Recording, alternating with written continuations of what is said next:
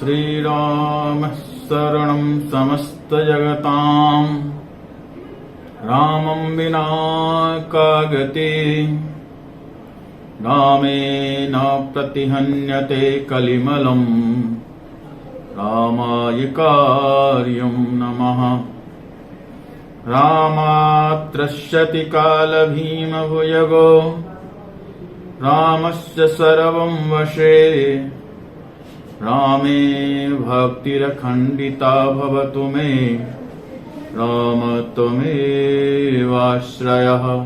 गुरुर्ब्रह्मा गुरुर्विष्णुः गुरुर्देवो महेश्वरः गुरुर्साक्षात् परं ब्रह्म तस्मै श्रीगुरवे नमः।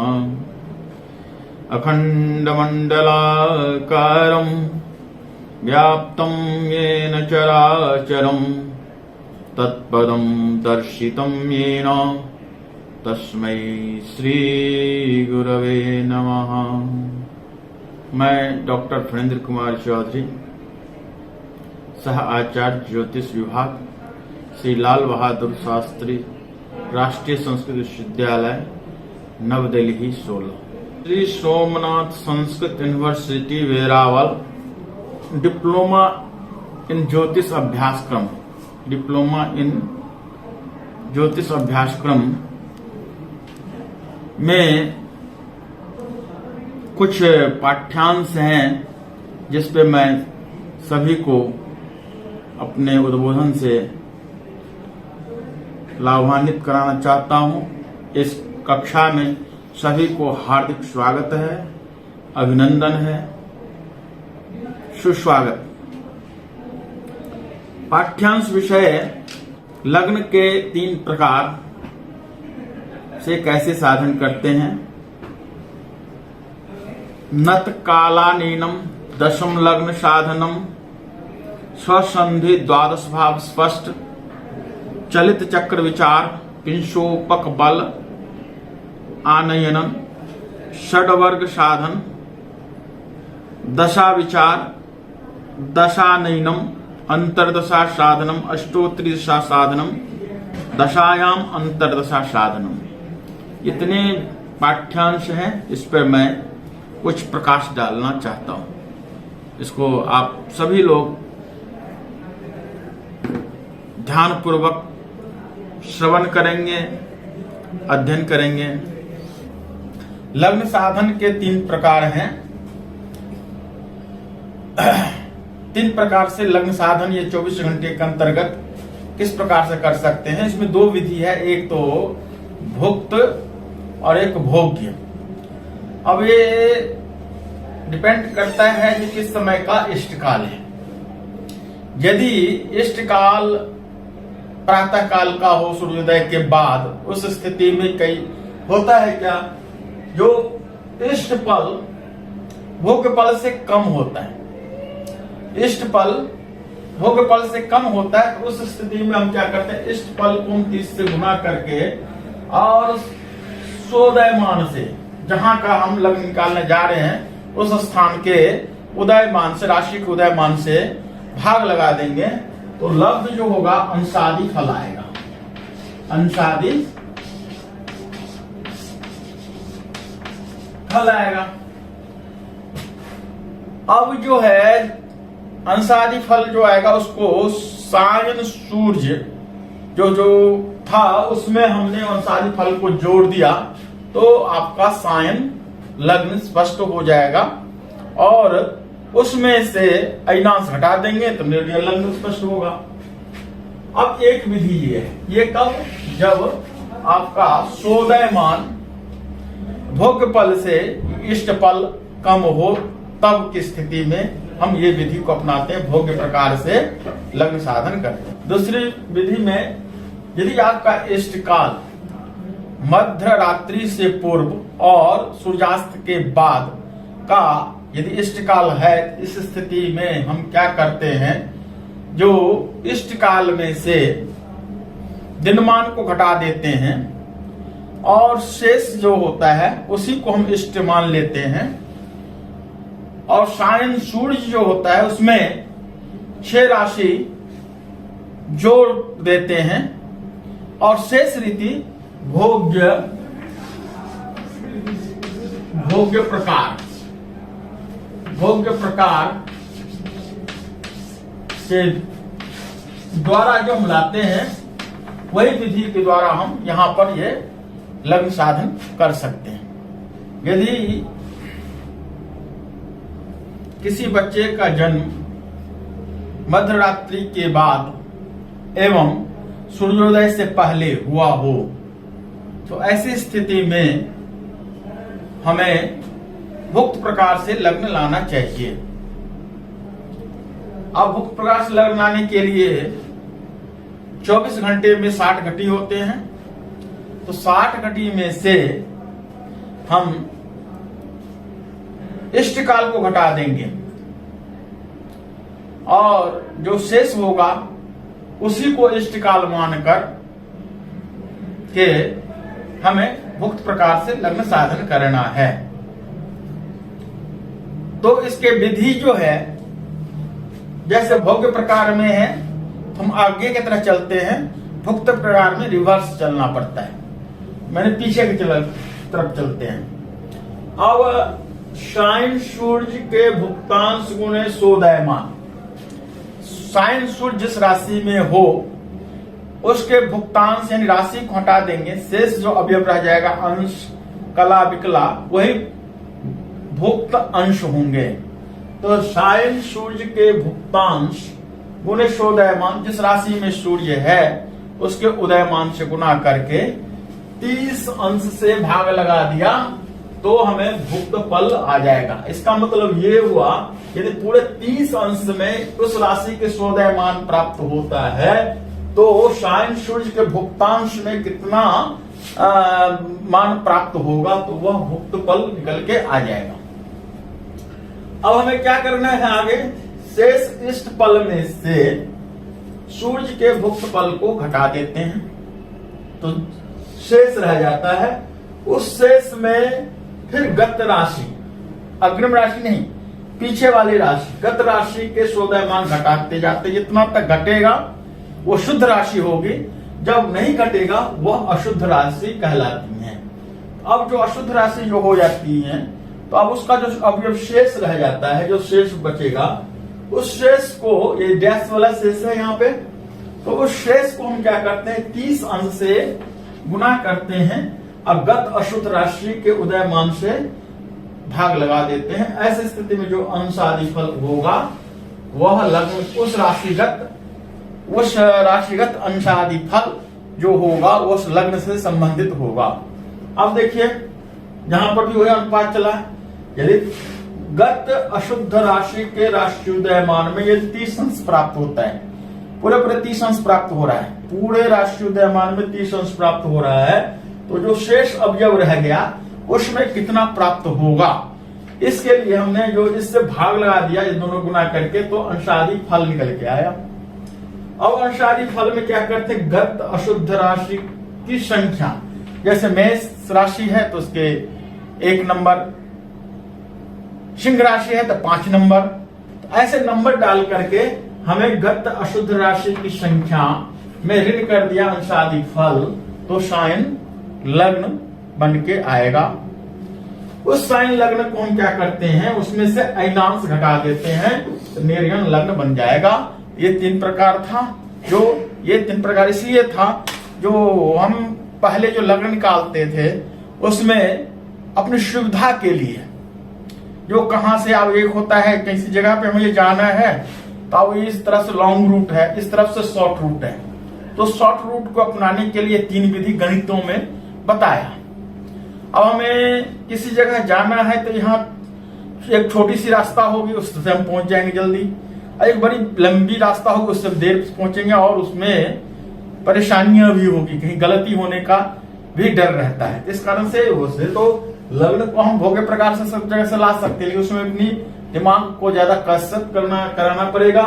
लेकिन अब पहले आसानी से करने के लिए ये विधि को हमने अपनाया। 3 प्रकार से हमने पूरे 24 घंटा में, यदि भोग्य प्रकार है तो वह मध्यरात्रि से पूर्व तक का, तो उसमें सूर्यास्त के बाद मध्यरात्रि से पूर्व का जो बच्चे का जन्म होगा तो उस समय में भोग प्रकाश लाएंगे।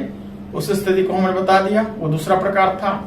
और मध्याह्न से पूर्व या मध्याह्न के आसपास के समय में उस जन्म हो तो उस स्थिति में क्या होता है, भोग्यफल ज्यादा हो या इष्टफल कम होता है।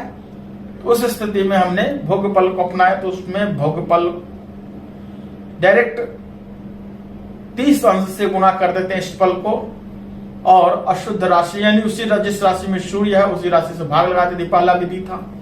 अब ये लग्न के बारे में मैंने पूरा परिचय दे दिया हूं।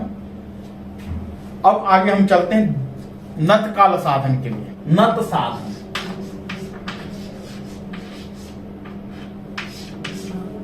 यहां सूर्य उदित होता है, यहां पे अस्त होता है। ये पूर्व है, ये पश्चिम है, ये उदय है, ये अस्त है,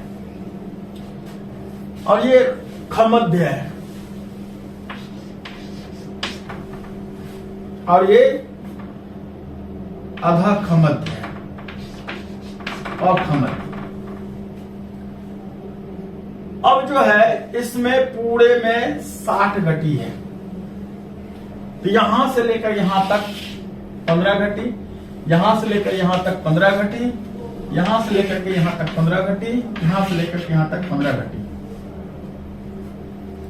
अब हम नत साधन करते हैं। नत मत होता है झुका हुआ।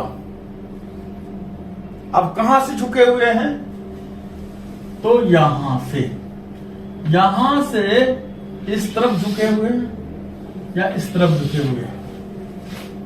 अब देखिए इसमें बीचों बीच हमने एक रेखा कर दी है। इससे इस रेखा से इधर पूर्वनत होता है, इस रेखा से इधर पश्चिम नत होता है, यानी खमध्य से इतना झुका हुआ है। अब यहां प्रश्न उठता कौन झुका हुआ है। अब एक कौन झुका हुआ है, तो इसमें जब बच्चे का जन्म होता है और उस जन्म काल के हम इष्ट काल साधन करते हैं, तो इस स्थिति में लग्न साधन कर लिया। आगे दशम लग्न साधन करने के लिए हमें नत साधन करना होता है। तो नत साधन करने के लिए हमें अब ये देखना होगा जो 15 घटी से पूर्व यानी मध्याह्न से पूर्व का यदि बच्चे का जन्म सूर्योदय से बाद और मध्याह्न से पूर्व, ऐसी स्थिति में यदि सूर्य बच्चे का जन्म है तो हम क्या करेंगे, कैसे नत काल साधन करेंगे। तो मध्याह्न में से इष्ट काल को हटा देंगे। ये पूर्व, मान लिया यहाँ का जन्म समय है और यहाँ ये मध्याह्न है, तो हमने क्या किया, इसमें से इस टोटल में से मध्याह्न मतलब दिनार्थ में से हमने इष्ट काल को हटा दिया। शेष अवयव ये रहा, शेष अवयव ये रहा, यही इतना हो गया नत काल। मान लीजिए किसी बच्चे का जन्म यहां पे है, हम क्या करेंगे फिर नत काल साधन करना हो तो हमें यहां से लेकर के यहां तक ये पूरा इष्ट काल की परिभाषा है। सूर्योदय से जन्म काल पर्यंत जो काल होता है उसको हम इष्ट काल कहते हैं। ये इष्ट काल हुआ। अब ये इष्ट काल में से हमें ये दिनांक इतना हिस्सा घटा दिया, शेष जो रहा इतना हिस्सा रहा, यही नत है, यानी खमध्य से इतना झुका हुआ है, क्षैतिज से नहीं उठा हुआ है, वो उन्नत हो जाता है। खमध्य से जितना झुका हुआ उसको हम नत कहते हैं, क्योंकि हमें आगे दशम लग्न लाना है। ये हो गया। अब ये देखिए यहां मैंने कहा कि ये डिवाइड कर दिया, इससे इधर पूरब नत, इससे इधर पश्चिम नत, ठीक।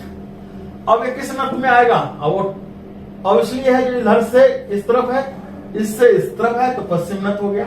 यानी दिनार्थ के बाद और सूर्यास्त से पहले का जन्म हो किसी बच्चे का, उस काल का नत साधन करना होगा। तो हमें क्या करते हैं, उसको हम पूरा का पूरा इष्ट काल में से हम दिनार्थ घटा देते हैं, तो शेष क्या अवयव रह जाता है, वह नत होता है। और कौन सा नत होगा, तो पश्चिम नत होगा। मान लीजिए किसी बच्चे का जन्म यहां का है, तब नत साधन कैसे करेंगे। पहले हमने बताया कि नत साधन करने के लिए हमें खमध्य से कितना झुका हुआ है ये परिमाप लाना है। अंशों में लाएंगे तो नतांश होगा, और यहाँ घटीफल में लाएंगे तो नतकाल होगा। अब जो यहां से लेकर सूर्योदय यहां हुआ है, यहां से लेकर के यहां तक इष्टकाल हुआ, हमें लाना है नथ, यानी इससे ये हिस्सा कितना झुका हुआ है ऐसे में समयात्मक। तो हमने क्या किया, इष्टकाल में से ये दिनार्ध को घटा दिया, शेष अवयव इतना रह जाता है, वह नतकाल हुआ। अब ये देखना है, ये इस रेखा से ये पश्चिम की तरफ है, तो कौन सा नत हुआ, पश्चिम नत हुआ। अब मान लीजिए ये कब का स्थिति है, ये अर्धरात्रि से पूर्व, सूर्यास्त के बाद का बच्चे का जन्म हो, तब ये इस कंडीशन लगेगा। चौथा कंडीशन क्या है, यदि मध्य रात्रि के बाद और सूर्योदय से पूर्व किसी बच्चे का जन्म हो, तब हम नत साधन करेंगे। तो कैसे करेंगे, तो हमें यहां से लेकर के यहां तक टोटल कितना हो गया, 60 घटी। 60 घटी में से यहां बच्चे का किसी का जन्म है, यहां से लेकर यहां तक इष्टकाल हो गया, तो 60 घटी में ऋण कर देंगे इष्टकाल, तो शेष अवयव आपका ये बच जाएगा, ये शेष अवयव बचेगा।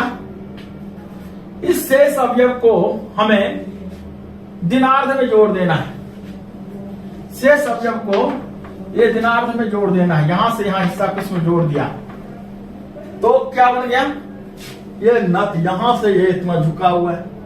अब ये देखिए इस रेखा से इस तरफ है, इस कारण से कौन सा नत होगा, पूर्व नत होगा। कौन सा नत होगा, पूर्व नत होगा। इस तरह से हमने नत साधन कर लेंगे। इसका सूत्र बन जाएगा आपको, दिनार्ध में से इष्टकाल को हटा देंगे तो पूर्व नत होगा, ये दिन में स्थिति है।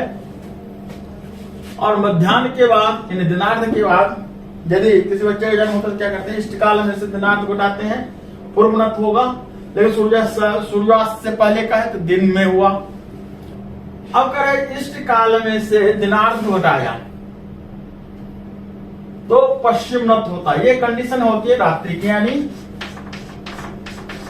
रात्रि की है, यानी सूर्यास्त के बाद और मध्य रात्रि से पहले का यदि इष्टकाल होगा तब ये कंडीशन होता है।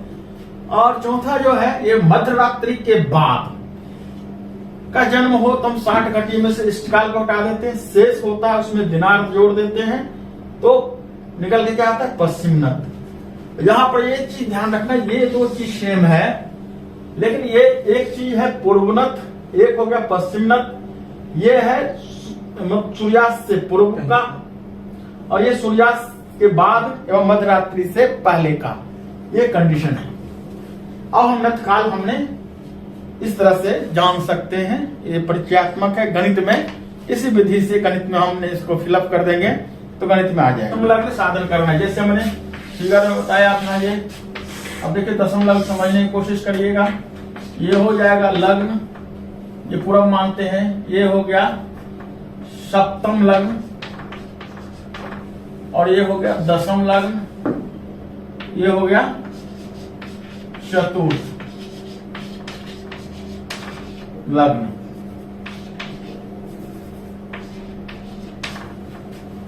अब देखिए यहां पर हमें इसमें एक सर्कल है जो राशि वृत्त है, उसमें हमें दशम लग्न साधन करना है, यहां का ये साधन करना है, इस जगह को मुझे लाना है।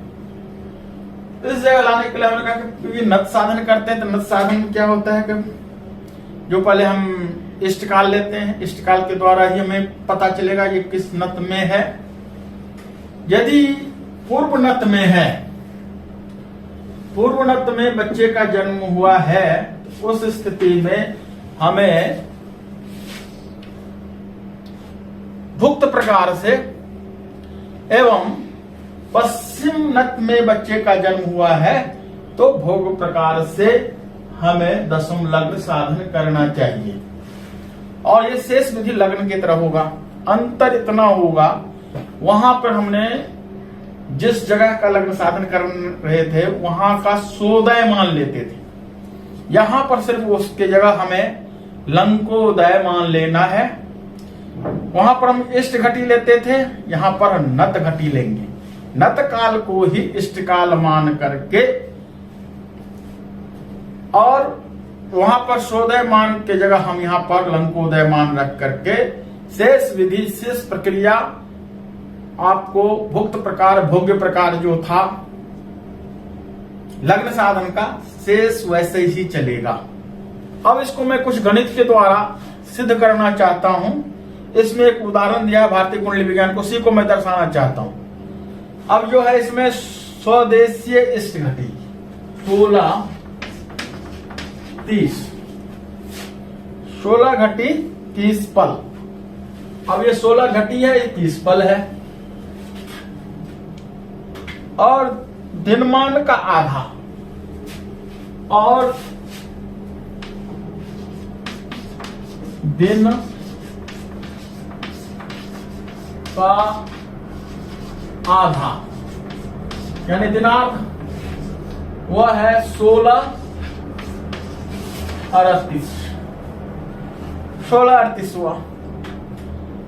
अब हमने ऑटोमेटिक क्या किया, इष्ट घटी जो है दिनार से कम है तो हमने 16 38 में से 16 30 को माइनस किया, शेष रहा 8 पल, ये 0 हो गया। ये शेष 8 पल जो है यही नत है। अब कौन सा नत हो गया, तो पूर्व नत हुआ। पूर्व नत में भुक्त प्रकार से दशम लग्न साधन करना चाहिए। अब परंतु यहाँ पर जो है पूर्व नत जो है घटी 0 पल 8 है, केवल जो है 8 पल में से सूर्य का भुक्तांश।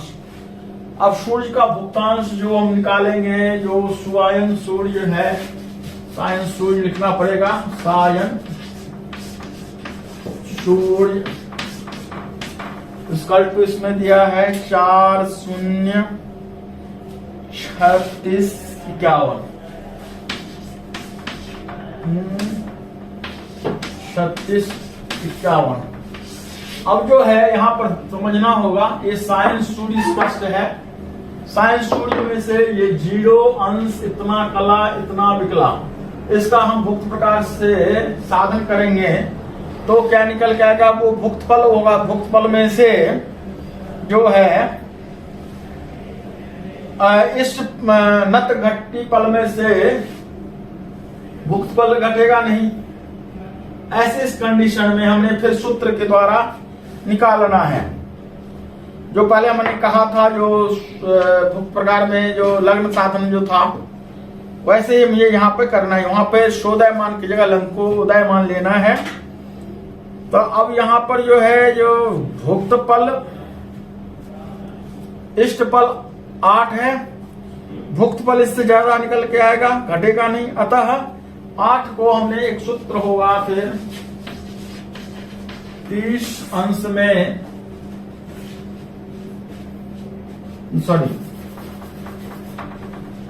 30 अंश गुणे 8 पल सायन सूर्य के लंकोदयमान।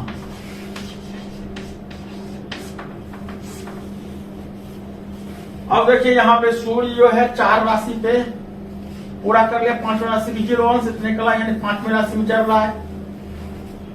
अब ये है 30 गुणे 8 बट्टे सायन सूर्य के लंकोदयमान।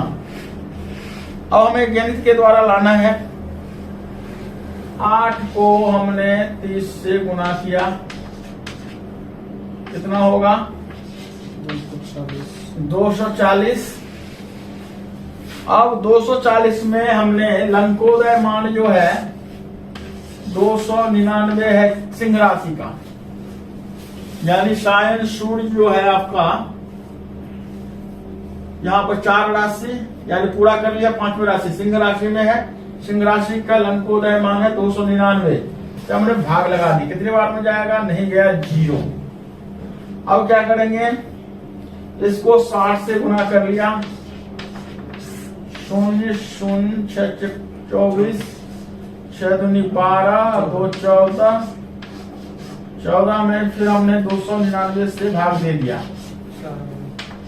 8 बार में कितना हो जाएगा 1196 माइनस कर दिया।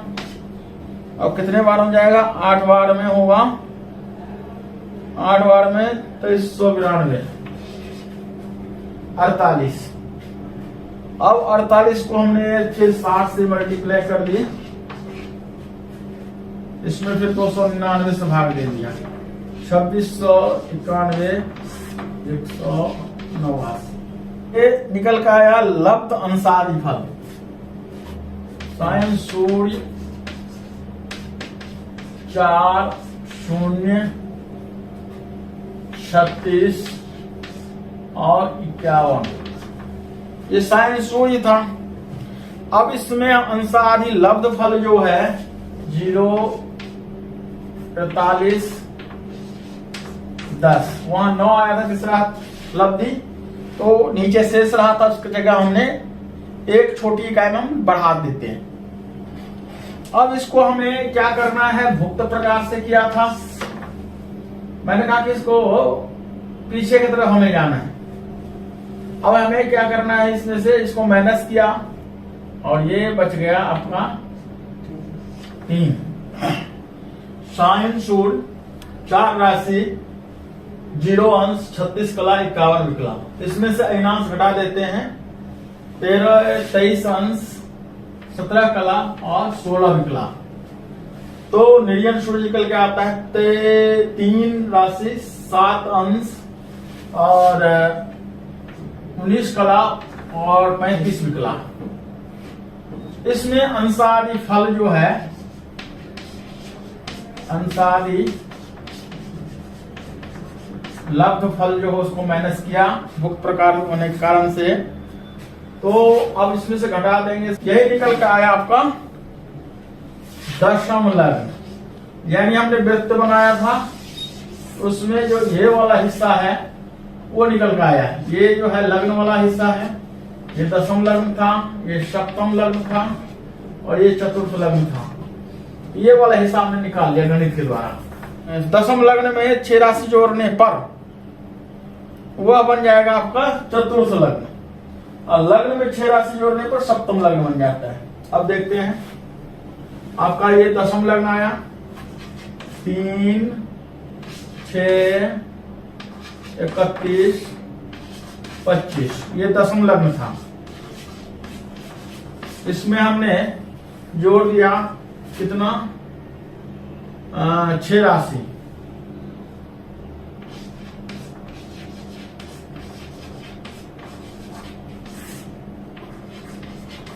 ये 25 31 6 6 3 9 9 6 31 25, ये दशम था और ये 6 राशि जोड़ दिया, हो गया क्या चतुर्थ लग्न। अब देखिए यहाँ दशम लग्न था 3 6 31 25, 3 6 31 25 और मैंने 6 राशि जोड़ दी, तो 6 राशि जोड़ने के बाद ये 9 6 31 25, ये आपका दशम से 6 राशि जोड़ दिया, 3 राशि ये 3 राशि ये, यानी 90 अंश ये 90 अंश ये, 180 अंश की दूरी पर क्या हो गया, ये चतुर्थ लग्न हो गया। 6 राशि जोड़ दिया। फलित में देखिए दशम लग्न होता है पिता का होता है और चतुर्थ लग्न होता है माता का, आ गया ना, और लग्न होता है अपना और उससे सप्तम होता है पत्नी का। यहाँ पर दिख रहा है 180 अंश की दूरी। अब देखिए हमने चतुर्थ लग्न निकाल लिया था, इसमें से लग्न स्पष्ट जो भारतीय कुंडली विज्ञान के प्रथम जो रीति है उसमें जो लग्न स्पष्ट दिया है उस लग्न को हमने लिया है यहाँ पे, वो है 6 5 37 59।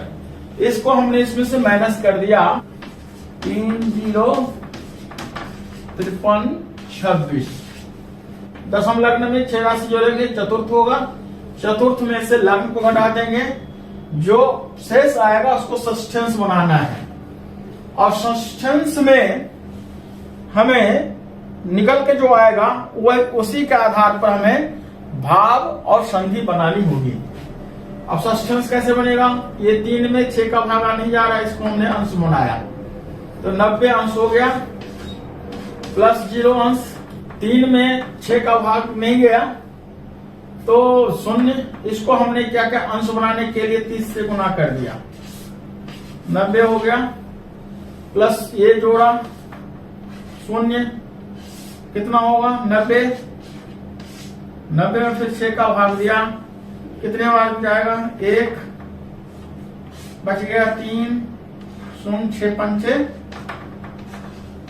30, उतर गया 0। 53 में 6 का भाग दिया तो कितने बार में जाएगा 6 8 48। हाँ, और ये बच गया 5, टोटल हो गया 326 भागे 6, 6 5 30, 2 6, 6 चौक 24, बच गया 2। फिर हमने इसको 60 से गुना किया, 60 दूनी 120 भागे 6, 6 दूनी 12, कट गया, ये 0 यहां चला गया, 54 और 20, ये षष्ठांश का मान निकल के आया 15 8 54 20। इस षष्ठांश को हम क्या करते हैं, लग्न में क्रमशः जोड़ते चले जाते हैं, 54 20, इसमें हमने लग्न जोड़ दिया, इसको प्लस कर दिया, तो अब ये लग्न था, ये लग्न भाव की संधि हो गई, लग्न संधि। इसी क्रम से फिर इसमें 0 15 8 54 20 जोड़ते जाएंगे 7, ये हो गया लग्न के संधि, ये द्वितीय भाव हो जाएगा। इस क्रम से ऐसे हम जोड़ते चले जाएंगे, चतुर्थ तक में आकर के आपको चतुर्थ भाव में 9 6 31 25 0 मिलेगा, चतुर्थ भाव आ जाएगा। चतुर्थ भाव के बाद जो है उसके संधि और उसमें निकालने के लिए हम क्या करते हैं, 1 में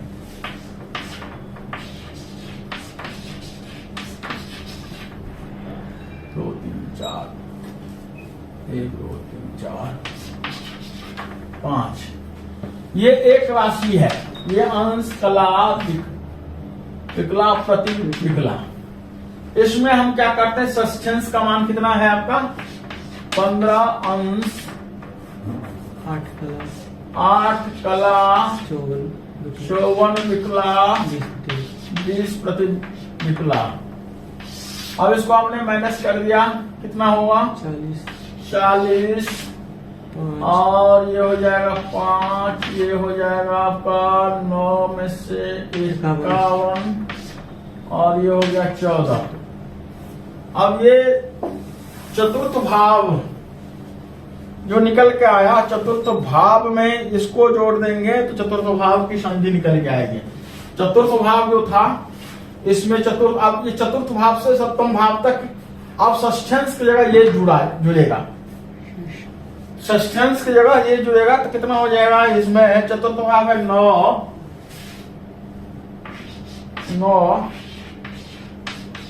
31 25 और 0। अब ये हो गया 40 30 2 5 3 8 2 और 14 26 9, ये आपका हो गया चतुर्थ के संधि, चतुर्थ की संधि हो गई। एवं क्रम से इसको जोड़ते जाएंगे तो सप्तम भाव तक हम ले जाते हैं, सप्तम भाव आ गया। उसके बाद 6 राशि सब में जोड़ दीजिए। संधि द्वादश भाव स्पष्ट करने के लिए हमने यहाँ चतुर्थ तक लाया, सप्तम तक लाया, उससे आगे हमने क्या क्या ऐसे एक डायग्राम बना दी। प्रथम भाव संधि, 0 वाला संधि, द्वितीय भाव संधि, तृतीय भाव संधि, चतुर्थ भाव संधि, पंचम भाव संधि, षष्ठ भाव संधि। अब इसके हमने मान, राशि, अंश, कला, विकला, ये राशि है, ये अंश है, ये कला है और ये विकला है, ये प्रति विकला है। अब जो है इतना मान आ गया। अब इसमें सिंपल सी तरीका है कि इसमें 6 राशि जोड़ देनी है। लग्न में 6 राशि जोड़ देंगे, सप्तम भाव पहले में बताया था, तो कितना हो गया 6 6 12 का शून्य हो जाएगा, शेष अंश कला विकला वही होंगी, 5 37 59 0। वैसे संधि में 6 राशि जोड़ दिया, 6 6 12 और कला विकला वही रहेंगी, 46 53 20। ऐसे 7 5 7 6 13 का हो जाएगा 1 और 5 कला अंश 55 कला और 47 विकला और 40 प्रतिविकला। ऐसे 6 राशि इसमें राशि की जगह पे जोड़ दीजिए। निचले वाले सप्तम यानी लग्न में जोड़ेंगे सप्तम आएगा, संधि में जोड़ेंगे सप्तम की संधि, द्वितीय में जोड़ेंगे तो अष्टम भाव आएगा, द्वितीय के संधि में जोड़ेंगे तो अष्टम भाव की संधि। ऐसे क्रम से ये द्वादश भाव स्पष्ट हो गया। अब हमें एक चलित निकालना है। चलित कुंडली निकालने के लिए हमें क्या करना होता है, ऐसे हम डायग्राम बनाते हैं और ये तत्काल इसके डिजाइन अपने अपने ढंग से अलग से कर ले। अब हमें इसमें ग्रह स्पष्ट हमने तत्काल पंचांग में से लेकर के हम भरते हैं। स्पष्ट लग्न कितना है 6 राशि 5 अंश यानी 7 राशि हो गई, 7 8 9 10 11 12 1 2 3 4 5 6। अब ये चलित लग्न हमने जो लग्न होता है उसी में चलित लग्न वो लग्न भर देते हैं। आज मैंने क्या किया इसमें, आज के ग्रह, आज दिनांक 23 दिसंबर का ग्रह हमने लिया यहाँ से, ये पंचांग में है। जैसे सूर्य है, सूर्य स्पष्ट है 8 राशि 6 58 39। ऐसे ही चंद्रमा का है, मंगल है, बुध जो है 13। ये मैं 3 ग्रह तत्काल लिया हूं, इसके आधार पर हम समझाना चाहेंगे। आप देखते हैं जो 8 6 58 59। अब देखिए 8वीं राशि कहां पे है, 8वीं राशि यहां पे है, 8 6 है और 58 है, 13 से आगे निकल गया है। यह 8 21 यानी अंशों में कम है। कलाओं में ये जो है यहाँ पे 8 6 58 कला, यहाँ 8 6 13 से आगे निकल गया है, 8 21 अंश से कम है। यानी तृतीय भाव की संधि में ग्रह को रखेंगे 1 2 3, तृतीय भाव की संधि, यहाँ इस संधि में ये सूर्य आ जाएगा। इसी तरह से चंद्रमा को देखेंगे 8 राशि की 1 अंश है, क्या माना गया है, स्पष्ट ग्रह नहीं है, लिखा है ये 6 27 सुबह का है, तो 8 राशि की 1 अंश 30 कला 31 विकला चंद्रमा है, तो 8 राशि हम ढूंढेंगे, 8 राशि है यहाँ पे और एक अंश है, 1 अंश जो है 6 अंश से कम है, इसका मतलब इसी में है, तृतीय भाव में चंद्रमा आ गया, तृतीय भाव में चंद्रमा आ गया। उसी तरह से मंगल है 1 राशि के 16 अंश। अब इसमें 1 राशि हमें ढूंढना होगा, तो 1 राशि आएगा लगभग ये 1 राशि, ये रहा 16 अंश है। अब ऑब्वियसली ये अष्टम भाव की संधि में चला जाएगा, अष्टम यानी 6 राशि इसमें जोड़ देंगे तो कितना हो जाएगा 8 1 21 4 42 0। तो इसमें आया है मंगल 1 16 यानी 1 5 से ज्यादा और 1 21 से कम है, तो 16 इसमें आया। ये अष्टम भाव की संधि है, अष्टम भाव की संधि, अष्टम भाव की संधि ये होगी, यहां पर आ जाएगा मंगल। एवं क्रम से ये चलित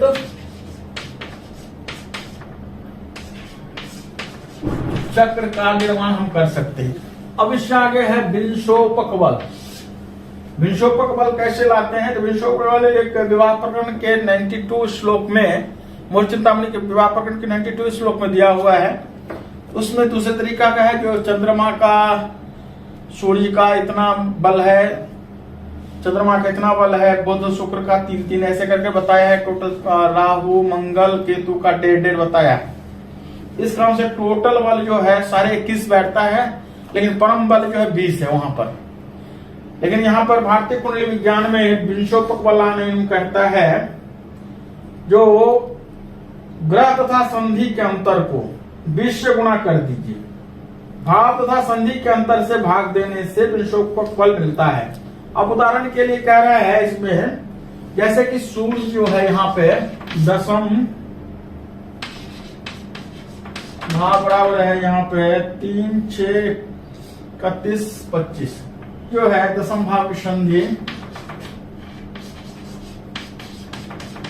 इक्वल टू 3, 21, 22, 30। अब सूत्र क्या है, ग्रह तथा संधि के अंतर को, ग्रह क्या है और संधि क्या है। संधि ये है 3, 21, 22, 30 और ग्रह कितना है 3, 7, 19, 35। इन दोनों का अंतर हमने किया। अब हमने 3, 21, 22, 30, 3, 7, 19, 35 उसमें से अंतर किया, कितना हो जाएगा। अब इसी को हमने 20 से गुना कर दिया। 20 से गुना करने के बाद टोटल कितना होगा,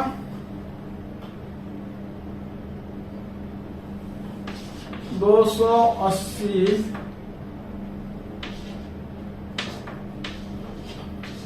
58, 20। अब एक जातीय बनाने के लिए क्या करना पड़ेगा, इसको 60 से गुना के इसमें जोड़ दीजिए तो एक जाति हो गई आपकी। इसकी टोटल 60 से गुना करके इसमें इसको जोड़ दिए, फिर 60 से गुना करके इसको जोड़ दिए। टोटल देखिए 10, 11, 500।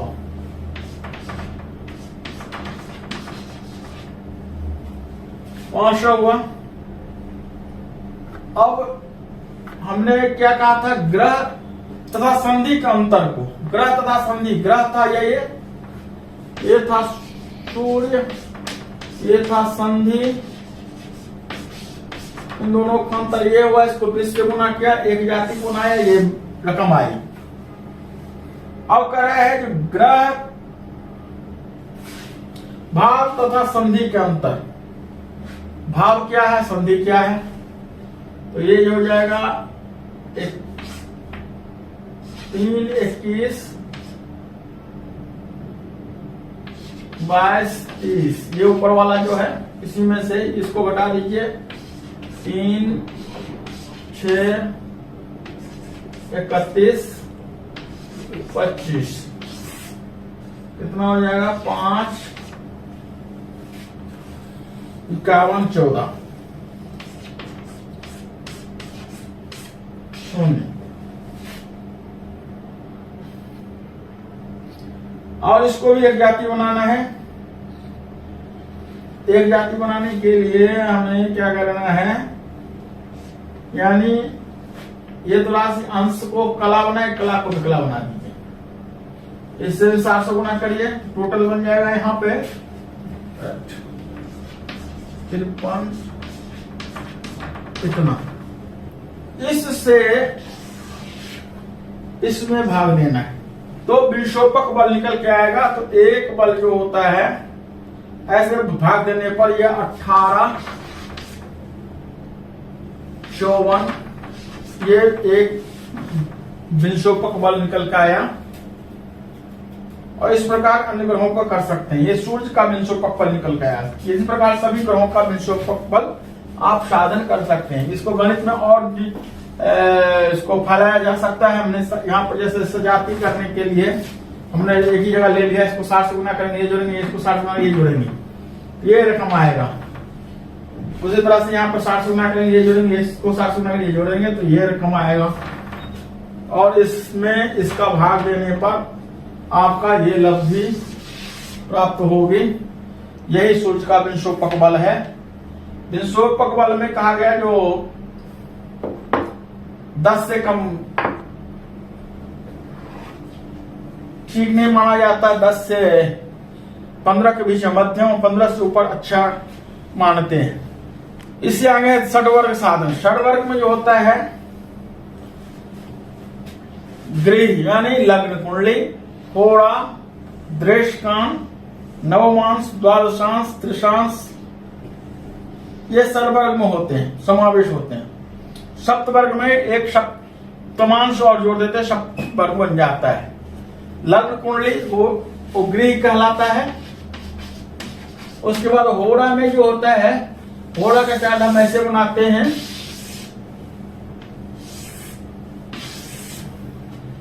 अब विषम राशि में प्रथम है। अब इस होड़ा में 2 ही होते हैं, एक सूर्य और चंद्रमा के। तो विषम राशि में 15 अंश तक सूर्य का होड़ा आता है, उसके बाद चंद्रमा की होड़ा। ऐसे हम लिखते हैं, ग्रह बैठाते चले जाते हैं। जिस राशि में विषम राशि में हो 15 अंश से कम हो तो इसमें आएगा, 15 अंश से ज्यादा हो तो इसमें आएगा। सम राशि में पहले 15 अंश तक चंद्रमा के, फिर उसके बाद सूर्य की होड़ा होती है। इस तरह सूर्य हो गया। और इसी तरह से दृष्टान होता है, 30 अंश में 10 का भाग दे देते हैं, तो 3 का भाग देते हैं, तो 10 या 30, यानी दृष्टान में जो है 3 का भाग देने पर 10-10 अंश का एक दृष्टान होता है। राशि के तृतीयांश 10 दृष्टान कहलाता है। इसमें सूत्र है 100 पंच 9 पान आराम, ऐसा सूत्र आता है। राशि के तृतीयांश भाग को हम दृष्टान कहते हैं। तो पहला दृष्टांत, किसी भी राशि में 10 अंश से पहले हो ग्रह तो वह उसी राशि का होता है, और 10 अंश से 20 अंश के बीच में हो तो उससे पंचम राशि, और 20 अंश से ऊपर हो तो उससे नवम राशि में उस ग्रह को बढ़ाया जाता है। ये दृष्टांत का परिचय है। अगला जो है नवमांश। नवमांश होता है कि राशि के 9वें भाग को हम नवमांश कहते हैं। 30 अंश की राशि होती है, इसमें हमने 9 से भाग दिया तो 3 9 या 27 बच गया, 3 गुने 60 180, ये 3 अंश हो गया। इसमें फिर 9 का भाग दिया, 9 दूनी 18 कट गया, ये 20, ये कला हो गया। यानी 3 अंश 20 कला, यानी 3 अंश 20 कला की एक नवमांश है। इस तरह से इसमें इसका चार्ट बनाते चले जाएंगे तो 12 राशि के लिए अपना नवमांश हो जाएगा। अब इसका सूत्र है मेष में मेष से, वृष में मकर से, मिथुन में तुला से, कर्क में कर्क से, ये स्टार्ट होता है। यानी ऐसे नवमांश बनाएंगे ऐसे करके 3 अंश 20 कला, 6 अंश 40 कला, 10 अंश, ऐसे 13 अंश 20 कला, 16 अंश 40 कला, ऐसे क्रम से चलाएंगे तो यहां पर होगा जैसे मेष है, वृष है, ये राशि हो गई 3 नंबर और ये 4 नंबर। इसी तरह से ये 3 क्रम चलेगा। फिर यहाँ पर 1 2 3 4 5 6 ऐसे ले जाएंगे, 9 तक हो जाएगा पूरा। 6 7 8 9 खाने में ये 30 अंश पूरा हो जाता है। और जैसे 20 अंश 23 20 और 26 40 और 30 अंश पूरा हो गया। अब इसमें मेष से स्टार्ट हुआ, वृष में मकर से 10 से स्टार्ट होगा, इसमें तुला से स्टार्ट होगा, इसमें कर्क से स्टार्ट होगा, 10 11 12 ऐसे चलेगा, इसमें 7 8 9 चलेगा, और इसमें 4 5 6 ऐसे करके क्रम से हम चलाते चले जाएंगे। ये नवमांश स्टार्ट बन जाएगा। और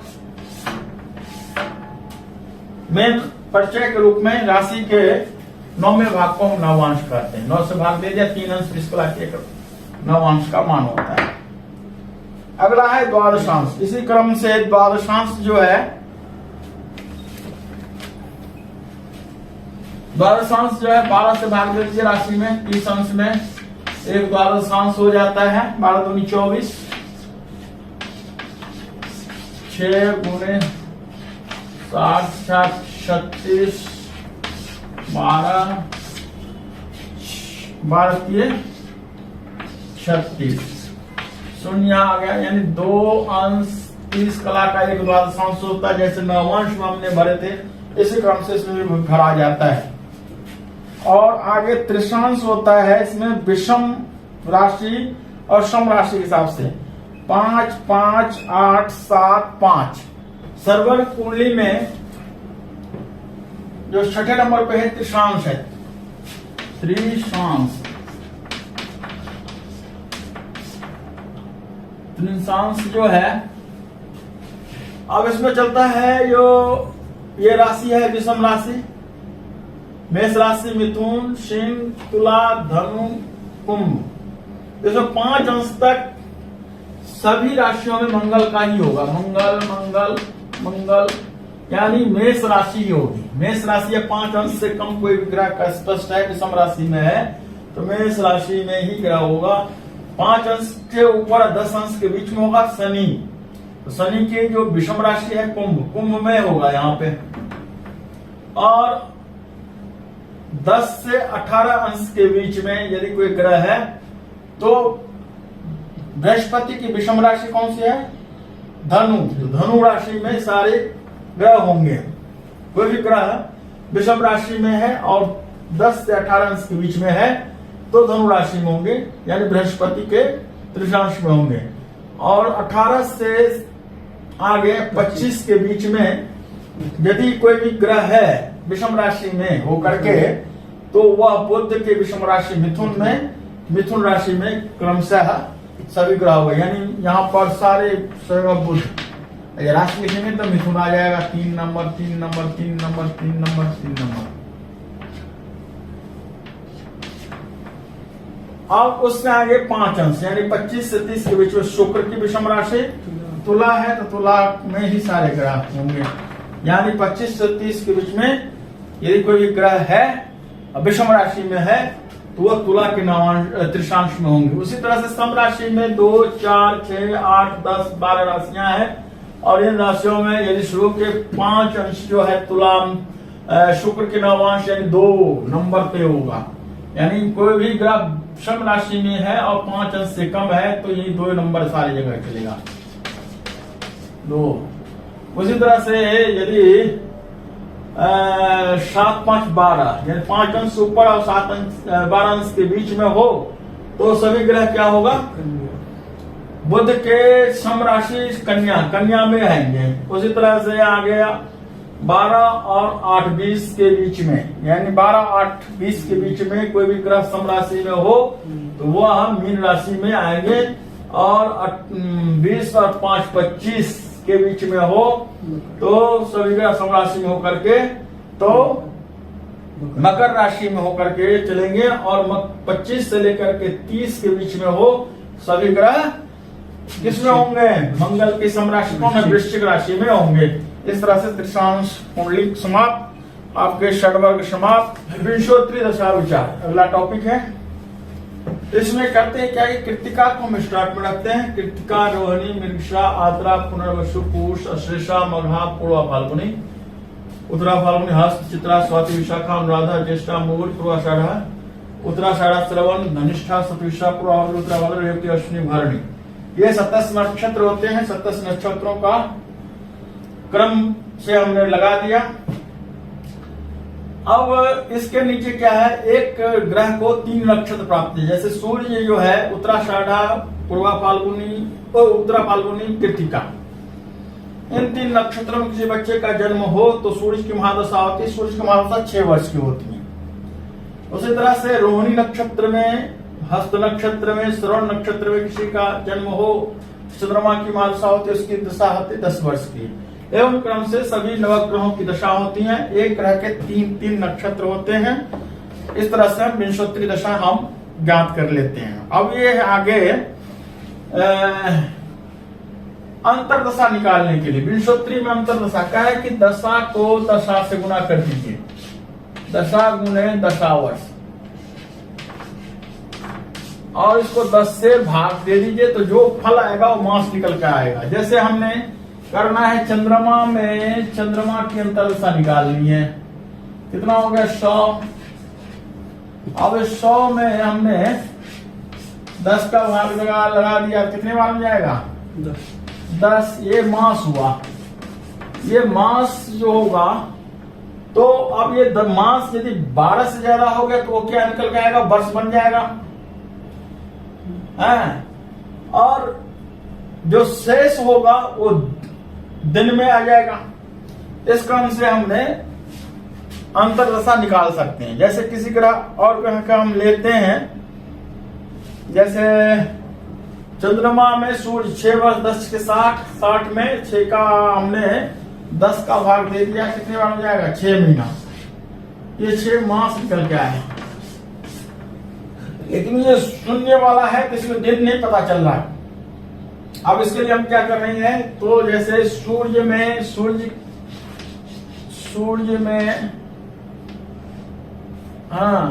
यदि हम मंगल का निकालते हैं अंतर, तो सूर्य की महादशा 6 वर्ष गुने 7 वर्ष, कितना हो गया 7 पंजे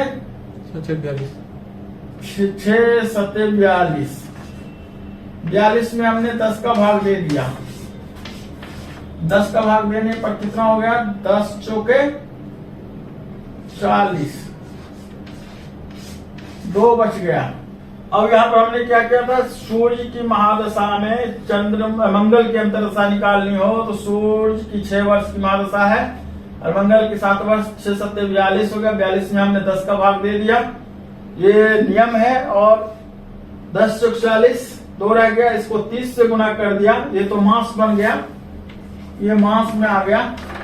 और इसको 30 से गुना करने पर ये 60 हुआ, 60 में फिर 10 का भाग देने पर ये दिन बन गया। अब इस तरह से घंटा मिनट लाने के लिए 60 से गुना करने पर वो घंटा मिनट या घटी पल में निकल के आ जाएगा। तो हमें यहीं तक लेते हैं वर्ष मास दिन। अब ये वर्ष यदि 12 से ज्यादा हो तो उसको उसमें 12 का भाग दे देंगे तो एक वर्ष में निकल के आ जाएगा। तो मास दिन यानी सूर्य में मंगल के अंतरदशा 4 मास 6 दिन का हुआ। इस तरह से अंतरदशा हम निकाल सकते हैं। अगला टॉपिक है अष्टोत्तरी महादशा। इसमें होते हैं विंशोत्तरी में 120 वर्ष ऊपर टारगेट होता है, यहाँ पर अष्टोत्तरी में 108 वर्ष ये टारगेट होता है।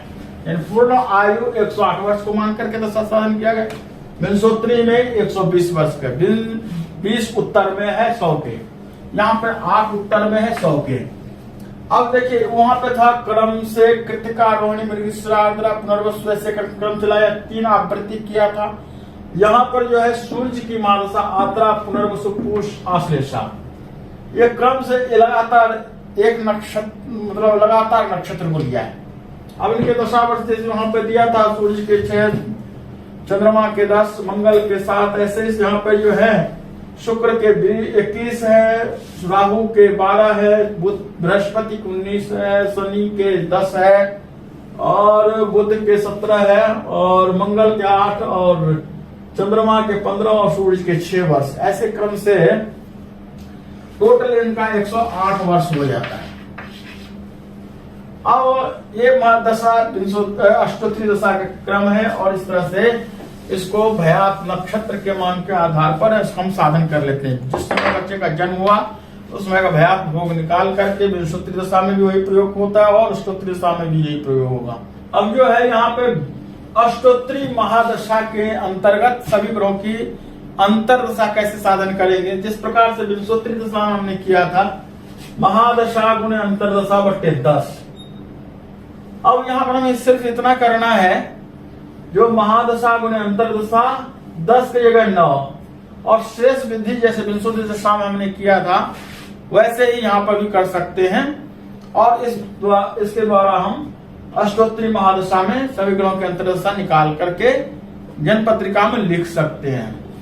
मैंने 2 वीडियो के माध्यम से आप लोगों के सामने गणित संक्षिप्तात्मक जो परिचय दिया सारांश रूप में, इसको कक्षा में इसको विस्तार से किया जा सकता है और इसको बढ़िया से समझा जा सकता है। गणित एक ऐसी चीज है जो प्रत्यक्ष में जब किया जाता है, गणित के द्वारा कई बार उसमें कई तर्क वितर्क आते हैं। गणित किसी दार्शनिक कसौटी पे कसा हुआ चीज होता है जो परिणाम के नजदीक ले जाता है। परिणाम तक पहुंचाने में हमें गणित की आवश्यकता होती, चाहे वायुयान हो, चाहे रेलयान हो, या किसी भी कैलकुलेशन, छंद शास्त्र हो, चाहे ज्योतिष शास्त्र हो, चाहे व्याकरण शास्त्र हो, कहीं भी जाए गणित सब जगह प्रयोग है, में आता ही आता है। बिना गणित के कुछ हो नहीं सकता। तो गणित के बहुत सारे चीज हैं जो मैंने छोटे रूप में आपको प्रस्तुत किया, और अगले कक्षा में जब कभी मौका मिलेगा तो आप लोगों को विस्तार से इसको समझाया जाएगा और इसका परिणाम भी बताया जाएगा। धन्यवाद, सभी को नमस्कार। इसी के साथ मैं कक्षा को यहीं विराम देता हूं, फिर मिलेंगे। जय तो भारतम, जय तो संस्कृत। नमस्कार।